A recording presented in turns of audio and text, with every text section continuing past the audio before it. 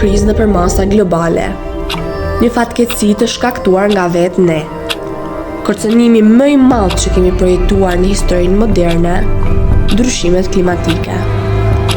Po preket çdo aspekt jetës sonë, nga ushqimi, te uji, tek siguria, tek vetë struktura e qeverimeve tona. Nëse nuk marrim masa tani, jo vetëm që do të shohim kolapsin e botës natyrore, por edhe fundin e mënyrës së jetesës siç e njohim. Por edhe në këtë rëshirë ka dritë, sepse njerëzit e botës kanë folur. Një ngritur zyra nga çdo kontinent, nga çdo kulturë, nga çdo brez, me një mesazh të përbashkët dhe të qartë. Koha po mbaron, veproni tani. Në këtë moment vendimtar, kemi mundësinë të ndryshojmë drejtimin. Njerëzit nuk kërkojnë mrekulli, ata kërkojnë veprim.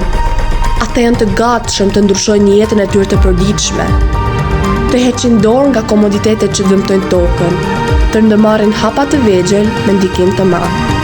Sepse kanë kuptuar se secili ka një rol. Ata janë pas vendimarrësve, jo për t'u ankuar, por për t'i fuqizuar, për të kërkuar guzim. Sepse ndryshimi nuk ndodh vetëm në sallat e politikës, por në çdo shtëpi, çdo shkollë, çdo rrugë. Kjo është koha jonë për të zgjedhur, të heshtim dhe të jemi dëshmitar të shkatrimit, apo të veprojmë dhe të bëhemi pjesë e shpëtimit. Çdo çeste që nuk përdorim, çdo pemë që mbjellim, çdo fjalë që themi në mbrojtje të natyrës, çdo hap, sado i vogël, është një hap drejt shpresës. E ardhmja nuk është e paracaktuar, ajo është në duart tona.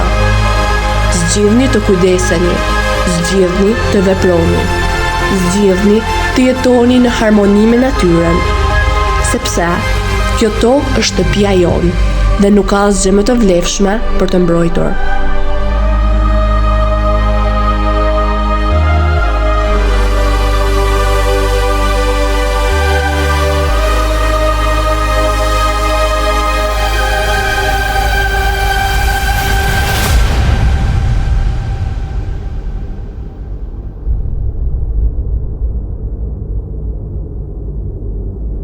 Mos ndot, vepro, sepse heshtja është në bashkëpunim me shkatrim. Planeti është pasqyrë e jetës, mbajini të pastër. Mos e lër planetin të vuajë çmimin e artisë tënde.